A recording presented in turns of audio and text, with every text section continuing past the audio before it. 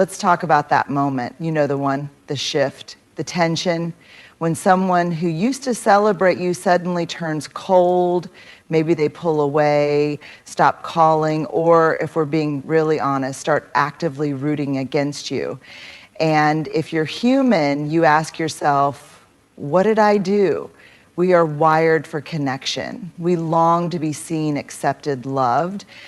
So when someone who once cared about us turns away, it stings deeply. And the stories we tell ourselves in those moments can be brutal.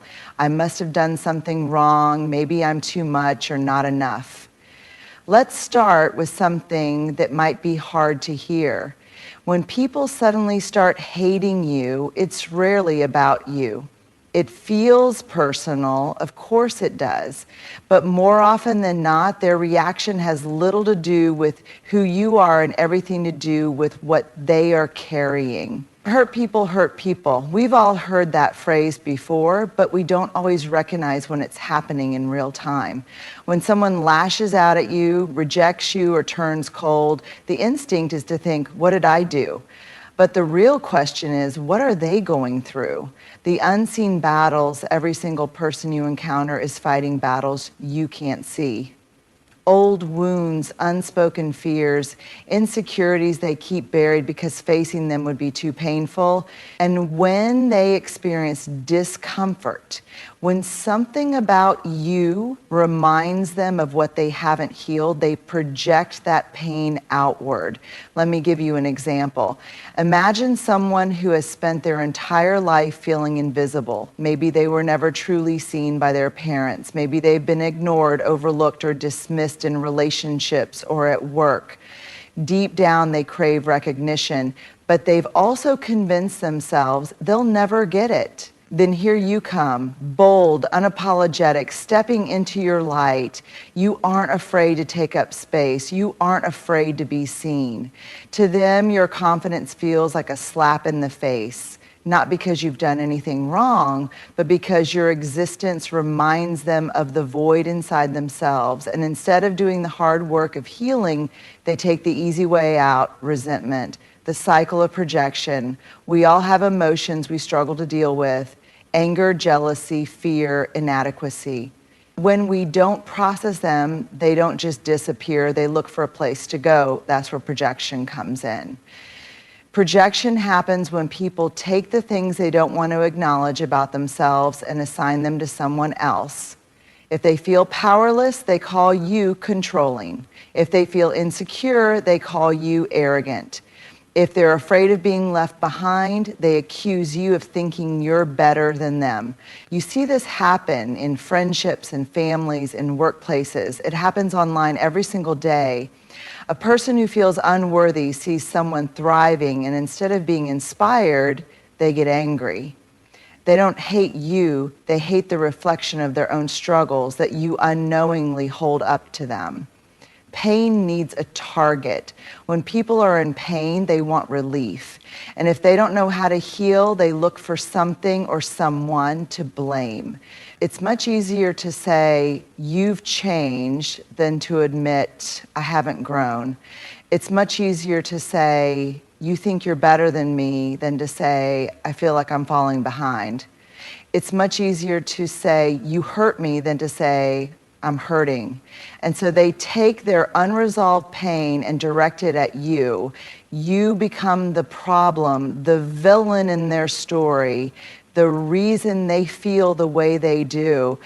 But the truth is, you're just the nearest target, breaking the pattern. So what do we do with this? How do we respond when we realize that the hate we're experiencing isn't really about us? First, we stop internalizing it. When someone turns on you, it's okay to feel hurt, but don't let it rewrite your self-worth. Their feelings are real, but that doesn't mean their judgment of you is true.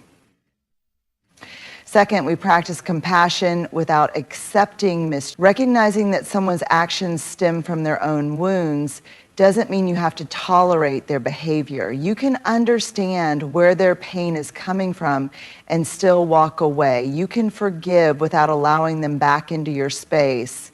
And finally, we remember that their pain is not ours to carry. We all have a responsibility to do our own healing. You are not responsible for someone else's projections, jealousy, or fears. Your job is to keep showing up as your most authentic self, even if that means some people can't handle it. Because at the end of the day, the people who are meant to walk with you won't see your light as a threat. They'll see it as an invitation to shine too. Let's talk about one of the hardest truths about human relationships. Sometimes the reason people start hating you has nothing to do with anything you've done wrong. It's not because you hurt them, betrayed them, or changed in some terrible way. It's because, without even meaning to, you became a mirror that forced them to see something they weren't ready to face. This happens more often than we realize. We assume that when people distance themselves, criticize us, or resent us, there must be a clear reason. But often what's really happening is something much deeper, something they might not even be fully aware of themselves. Why mirrors are uncomfortable. Imagine standing in front of a mirror first thing in the morning. No filters, no soft lighting, just the raw, unedited version of yourself. Some mornings you look in the mirror and think, okay, I can work with this. Other times you cringe. You see the tired eyes, the messy hair, the things you wish you could change. Now imagine that same dynamic happening emotionally. Some people go through life avoiding their own reflection, not in a literal sense, but in an emotional one. They don't want to confront their fears, insecurities, regrets, or the ways they've been holding themselves back. They've spent years constructing a version of themselves that feels safe. Then you come along, and simply by being yourself, you shatter that illusion. You didn't mean to. You weren't trying to challenge them or make them uncomfortable. But something about you, your growth, your confidence, your authenticity, acted as a mirror, reflecting back the parts of themselves they didn't want to see. Your growth exposes their stagnation. One of the biggest triggers for this kind of reaction is growth. When you evolve, when you start setting higher standards, when you pursue your dreams, it can make others painfully aware of the ways they've stayed stuck. Think about it. If someone has spent years convincing themselves that their dream is impossible, and then they see you making it happen, what does that say to them? It forces them to face the uncomfortable truth that maybe it wasn't impossible. Maybe they just didn't try. If they see you healing from past trauma, it forces them to acknowledge that they've been avoiding their own healing. If they see you stepping into confidence, it highlights their own self-doubt. If they see you setting boundaries, it reminds them that they've been allowing themselves to be mistreated. It's easier to resent you than to face all of that. It's easier to say, you've changed, than to say, I'm afraid I'm being left behind. Authenticity can be intimidating. Another reason you might become a mirror for someone is because you have something they wish they could embody. Authenticity in a world where so many people wear masks. Authenticity is rare, and sometimes it's confronting. People who have spent years shrinking themselves to fit in, pleasing others, or hiding their true feelings might look at you fully embracing yourself and feel both admiration and resentment at the same time. They might think, how dare you be so free? How dare you be so unapologetic? How dare you live in a way that I've always been too afraid to? Of course, they won't say it that way. Instead, they'll call you too much. They'll say you're full of yourself. They'll pick apart little things about you that don't really matter, because deep down, it's not about those things. It's about the fact that your authenticity makes them uncomfortable with their own lack of it. Jealousy isn't always about envy. It's about reflection sometimes. What looks like jealousy isn't really about wanting what you have. It's about what your success, happiness, or confidence represents. When people are truly secure in themselves, they can celebrate others. They see someone winning and think, it's amazing, I wonder how I can grow too. But when people are struggling with self-worth, they see someone winning and think, if they're doing well, what does that say about me? Instead of inspiration, they feel inadequacy. Instead of motivation, they feel resentment. And because they don't know how to process those emotions, they direct them at you. They criticize, they distance themselves, they talk behind your back, not because you did anything wrong, but because your presence alone is enough to bring up feelings they don't want to deal with. How to handle being a mirror. So what do you do when you realize that someone's dislike for you isn't really about you, but about what you represent to them? Don't dim your light. The worst thing you can do is shrink yourself to make other people comfortable. Keep growing, keep being authentic, keep showing up as your full self. Have compassion, but set boundaries. Understand that their reaction is coming from their own pain, but don't let that be an excuse for mistreatment. You can empathize with someone's struggles without allowing them to bring negativity into your life. Let go of the need to be understood. Not everyone will get you, and that's okay. Some people are simply not ready to face what you make them see. It's not your job to fix them or make them like you. Surround yourself with people who celebrate you. The right people won't feel threatened by your growth. They won't see your confidence as arrogance or your success as a personal attack. Find those people, pour your energy into them. At the end of the day, you can't control how people see you, but you can control how you respond. So keep being a mirror, but not for their insecurities. Be a mirror for possibility. Be a reflection of what's possible when you live in alignment with who you truly are, and let those who are ready for that light find their way to you. Let's get real for a moment. If you've ever had someone suddenly turn against you, whether it was a friend, a coworker, or even a family member, you probably asked yourself why. You retraced your steps, analyzed every conversation, and wondered what you did wrong. But here's something we often forget. People don't just disconnect because they don't like you. They disconnect because something inside of them feels unsafe, unworthy, or unseen. And two of the biggest forces driving that disconnection, shame and fear. Shame, the silent destroyer of relationships. Shame is one of the most powerful emotions a human being can experience. Unlike guilt, which says, I did something bad, shame says, I am bad. It's the feeling that something about us is fundamentally flawed, unlovable, or unworthy. And when people feel shame, they don't respond with vulnerability. They respond with defensiveness, anger, and withdrawal. Think about a time when you felt deeply ashamed of something. Maybe it was a mistake you made, a failure, or a part of yourself you didn't want others to see. When you were in that space, did you want to open up? Did you want to be around people who might unknowingly remind you of that shame? Or did you want to disappear, avoid, and maybe even push people away? That's exactly what happens when people suddenly start hating you. It's not that you did anything wrong, it's that being around you brings up something painful in them. How shame shows up in relationships. Shame doesn't always look like sadness or self-doubt. It can look like criticism, picking apart small things about you to shift focus away from themselves. Anger, lashing out, or finding reasons to be upset as a way to protect themselves from deeper pain. Distancing, avoiding you because being around you reminds them of something they don't want to face. Resentment, feeling bitter because they believe you're better or luckier than them, when in reality, it's their own self-worth that's in question. Have you ever noticed that when you start doing well, whether it's personal growth, success, or just becoming happier, some people start acting differently? Maybe they stop supporting you. Maybe they make passive-aggressive comments. Maybe they suddenly decide that you're not the same anymore.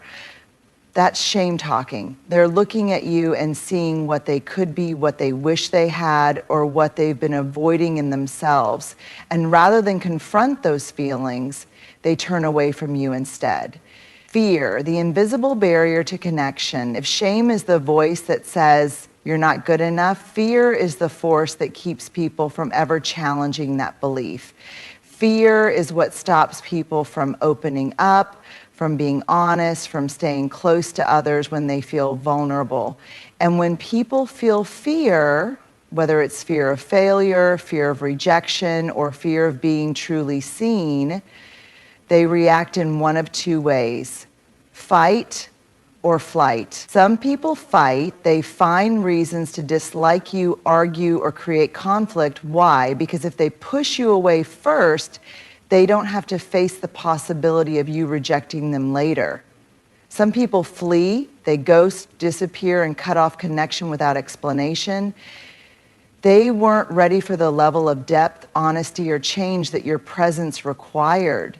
Neither reaction is really about you. It's about the fear they carry, the fear that if they let you too close, you might see the parts of them they aren't ready to reveal. Fear of being exposed. Some people are terrified of being seen for who they really are. They've spent years, maybe even their whole lives, curating an image. They've built walls. They've convinced themselves that if people really knew them, if people really saw their struggles, insecurities, or past mistakes, they wouldn't be accepted. Then you come along and maybe you're comfortable with vulnerability. Maybe you're honest about your flaws, your past, your pain. And without meaning to, you challenge their entire way of existing. They see you being real and it makes them uncomfortable, because if you can be authentic, if you can own your story without shame, then why can't they? Rather than face that question, they take the easier route. They distance themselves. They label you as too much or too different instead of asking themselves why they feel the way they do. Fear of change, another common reason people disconnect. Fear of change. When someone has known you a long time, they have an idea of who you are in their mind. And when you start growing, when you heal, set boundaries, or step into your confidence, it can feel threatening, because if you can change, what does that mean for them? If you can outgrow old patterns, what does that say about their decision to stay the same? Some people will cheer you on, others will feel left behind. And instead of admitting that, they'll find reasons to resent you. What to do when shame and fear create distance? So what can you do when you realize that someone is pushing you away, not because of anything you did, but because of their own shame and fear? Don't take it personally. This is the hardest part, but also the most important. Their reaction is about their wounds, not your worth. Resist the urge to fix it. You can't heal someone's shame for them. You can't make them less afraid. They have to do that work themselves. Set boundaries. Understanding where someone's actions are coming from doesn't mean you have to tolerate disrespect or leave the door open, but don't chase. Some people need time to process their emotions. If they come back ready to connect in a healthy way, great, but don't wait around for it. Keep being yourself. Don't shrink to make others comfortable. The right people will appreciate your growth, not fear it. One of the hardest lessons in life is realizing that not everyone who starts the journey with you is meant to finish it by your side. We grow up believing in permanence. We expect friendships to last forever, relationships to withstand every storm, and people to remain the same. But life has a way of teaching us that permanence is an illusion. People change, circumstances shift, paths diverge, and sometimes the people we love the most become the ones we must learn to live without. At first, this feels like loss. It feels like failure. We ask ourselves, what went wrong? What did I do? Why did they leave? But the deeper truth is that some people come into our lives for a season, a lesson, or a specific purpose, not for forever. And that's okay. The illusion of forever, we've all heard phrases like best friends forever and soulmates are eternal. And while those sentiments are beautiful, they aren't always realistic. The truth is, most relationships in our lives, whether friendships, romantic partnerships, or even family bonds, are not built to last indefinitely. Some people are here to walk with us through a certain phase of life. Maybe they're meant to help us grow, to challenge us, to support us when we need it most. But just because someone was perfect for one chapter of your story doesn't mean they're meant to be in all of them. Think about the friendships you had when you were younger. Some of them might still be strong, but others faded, not because of betrayal or wrongdoing, but because you grew in different directions. You changed and so did they, and that's a natural part of life. Growth often means outgrowing one of the biggest reasons people leave our lives, or why we have to let them go, is because growth changes everything. When you start evolving, when you heal, when you step into your confidence, when you chase your dreams, not everyone will be able to come with you. Some will feel inspired, but others will feel threatened. They might say things like, "You've changed," as if staying the same forever was the goal. "You think you're better than me," when all you did was choose a different path. We don't connect like we used to because the things you once bonded over no longer resonate with you. And it hurts. It hurts when people you once loved don't celebrate your growth. It hurts when those you thought would be in your life forever suddenly feel distant. But the truth is, not everyone is meant to grow with you. Some people are content staying where they are, and that's their choice. But it doesn't mean you have to stay there too. When distance becomes necessary sometimes, people don't leave your life, you have to be the one to walk away. And that can be just as painful, if not more. You might find yourself in relationships that no longer feel healthy, friendships that drain you more than they nourish you, family connections that are built on obligation rather than love. And even though the idea of leaving feels unbearable, staying is even worse. This is where boundaries come in. If a friendship only thrives when you shrink yourself, it's not a friendship, it's a cage. If a relationship makes you question your worth more than it reminds you of it, it's not love, it's control. If a family member expects loyalty at the cost of your peace, it's not respect, it's manipulation. Walking away doesn't mean you don't care.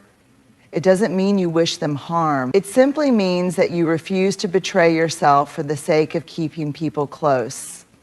Letting go without bitterness, one of the most important lessons in accepting that not everyone is meant to stay, is learning to let go without resentment. It's easy to feel angry when someone leaves your life, to think, how could they walk away? How could they not fight for this? But sometimes letting go is the most loving thing someone can do for themselves and for you. Not all endings are betrayals, not all separations are tragedies. Sometimes people exit your life because their role in your story is complete. And if we hold on too tightly to what was, we miss the beauty of what is still to come. Instead of asking, why did they leave? Ask, what did they teach me? Instead of thinking, I wish they stayed, think, I'm grateful for the time we had. Instead of resenting their absence, find peace in the idea that they were never meant to stay forever. The right people will stay. The beautiful thing about life is that while some people leave, others arrive. The ones who are meant to walk with you through the long haul will stay. They won't fear your growth, they'll celebrate it. They won't feel threatened by your success, they'll cheer for you. They won't require you to be anything other than your authentic self. And those are the people who matter. Those are the ones to pour your love and energy into. So if you find yourself losing people, if friendships are fading, relationships are ending, or distance is growing, know this. It's not a sign that you're failing. It's a sign that you're evolving. And the right people, they'll always make room to walk beside you. One of the hardest things about setting boundaries is that to some people, it won't feel like self-care. It will feel like betrayal. If you've ever drawn a line to protect your peace, stepped back from a toxic dynamic, or said no when you once said yes, then you've probably experienced the emotional backlash that comes with it. The guilt, the second guessing, the accusations. You've changed. You're being selfish. I thought I could count on you. It's painful because in your heart, you know you're not trying to hurt anyone. You're simply choosing yourself in a way that you never have before. But the truth is, people who have benefited from your lack of boundaries will always see your limits as an attack.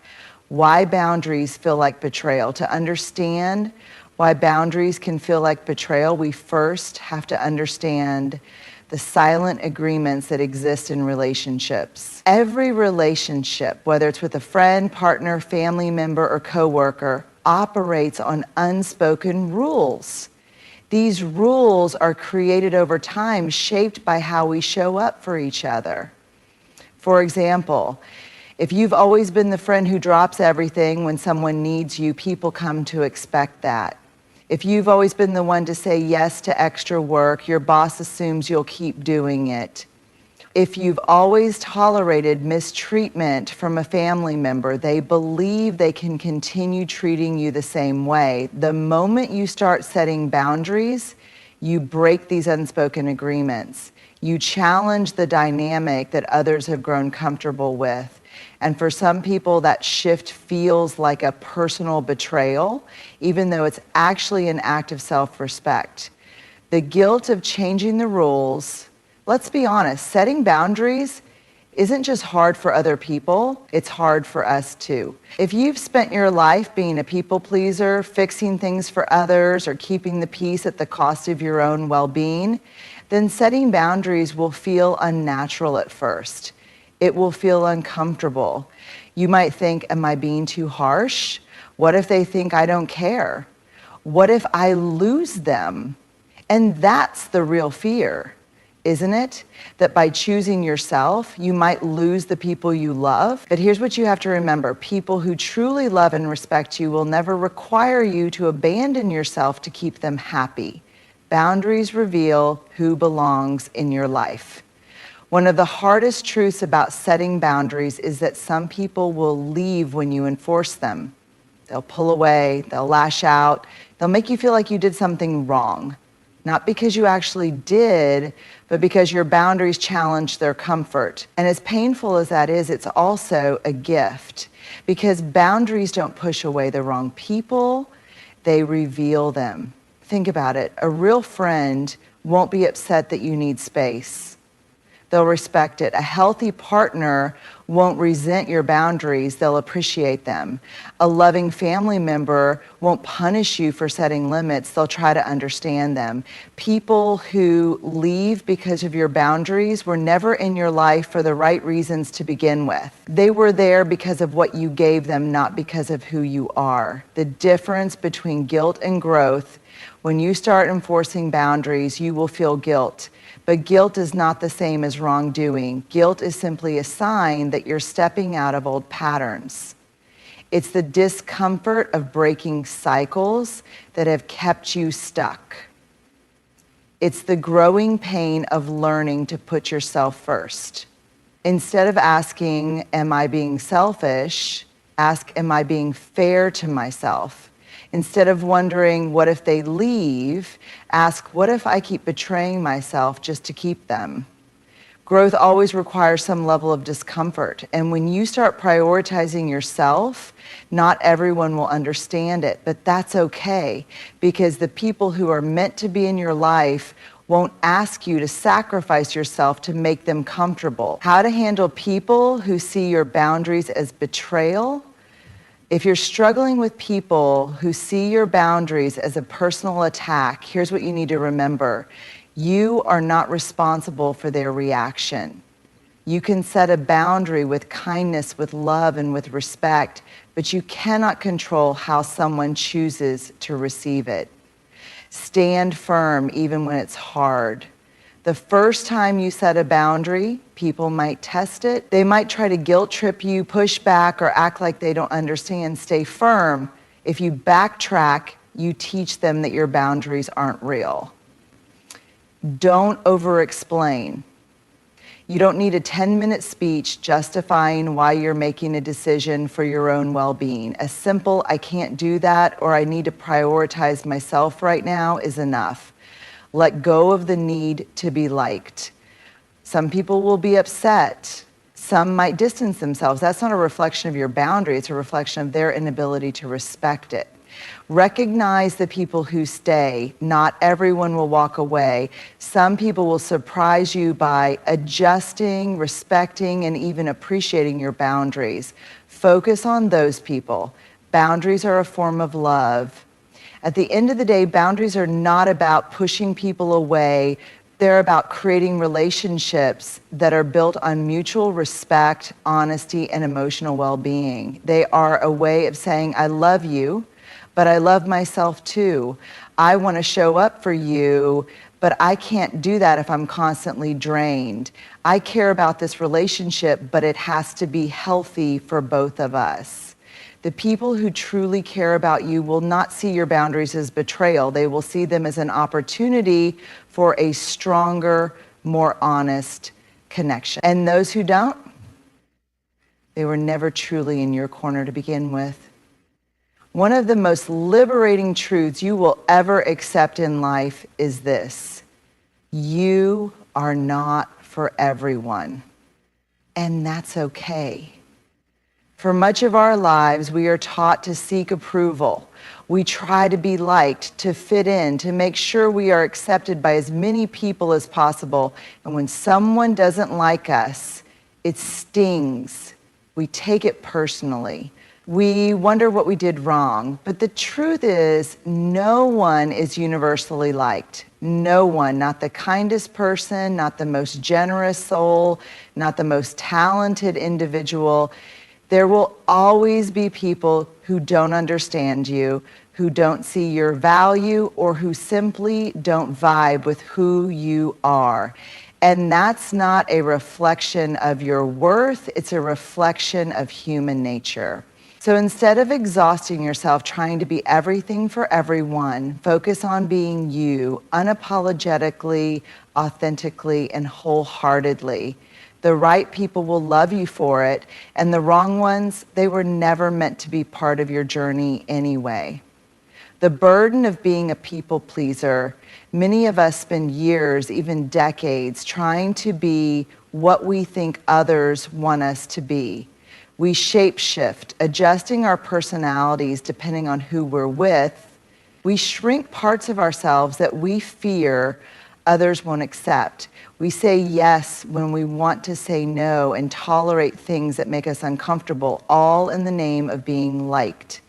And it's exhausting because no matter how much you try, no matter how carefully you mold yourself, you will never be able to please everyone. Think about it. Some people love loud, outgoing personalities. Others find them overwhelming. Some admire ambition and confidence. Others see it as arrogance. Some value deep conversations. Others prefer surface-level small talk. No matter who you are, there will always be someone who thinks you're too much or not enough.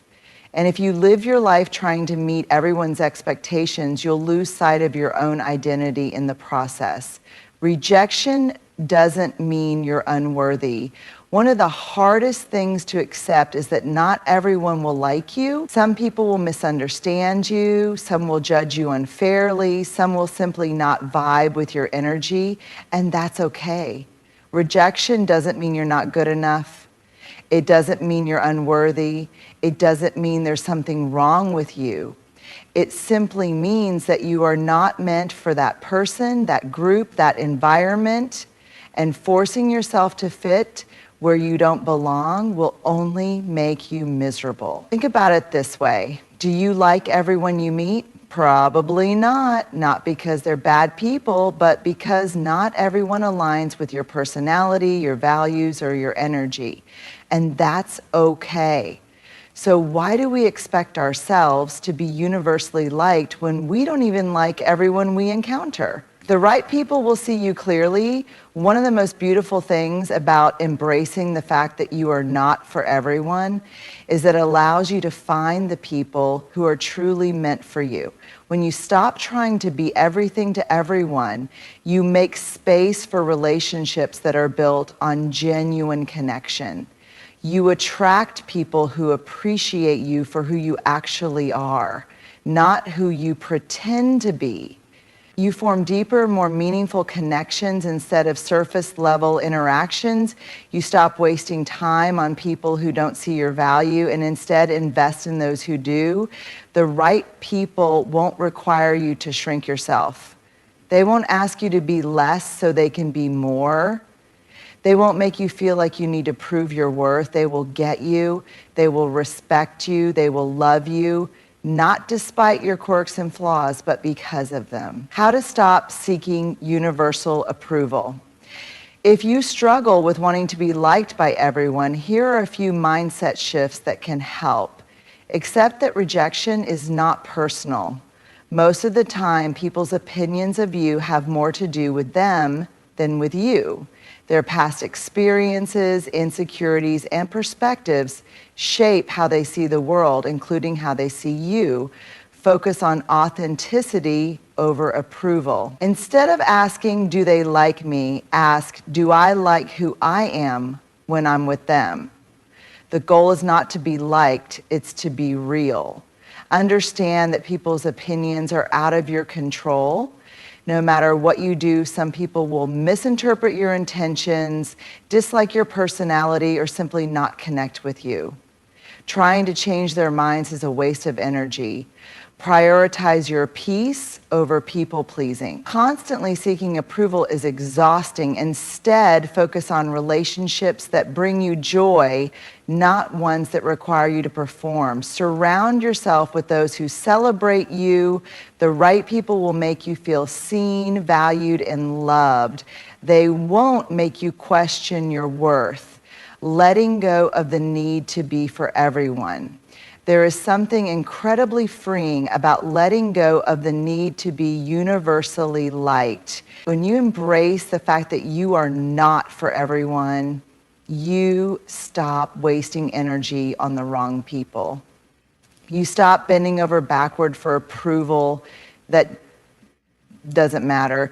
You stop seeking validation from those who will never give it to you. And in doing so, you make room for something better. Better relationships, better self-respect, better peace of mind. So if someone doesn't like you, let them go. If someone doesn't understand you, that's okay. If someone thinks you're too much or not enough, that's their perspective, not your truth. Because at the end of the day, you are not for everyone. And that's okay.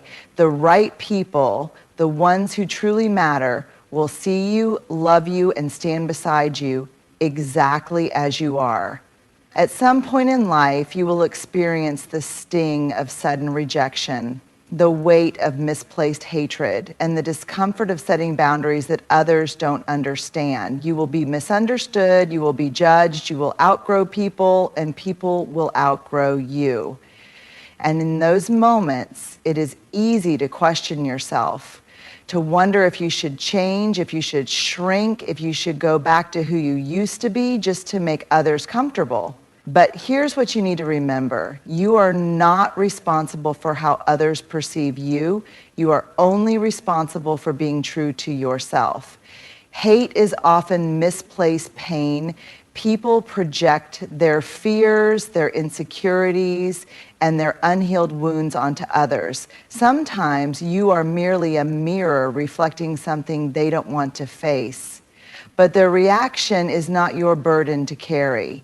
Shame and fear drive disconnection. When people feel threatened, when your growth reminds them of what they've avoided in themselves, they may push you away. And that's okay. Not everyone is meant to stay. Some relationships are seasonal, and losing people is not always a failure. It's often a sign that you're evolving. Setting boundaries will feel like betrayal to those who benefited from your lack of them. But self-respect is not selfish. You cannot continue to give from an empty cup, nor should you sacrifice your peace just to keep others comfortable. And most importantly, you are not for everyone, and that's okay. Some people will not understand you, some will not like you, and that is not a reflection of your worth. It is simply the reality of being human. You were not put on this earth to be universally loved. You were meant to be authentically you, boldly, unapologetically, and wholeheartedly. So let people misunderstand you, let them walk away, let them think what they will. The right people, the ones who truly matter, will see you clearly, respect your boundaries, and love you for exactly who you are. And those are the only ones worth keeping.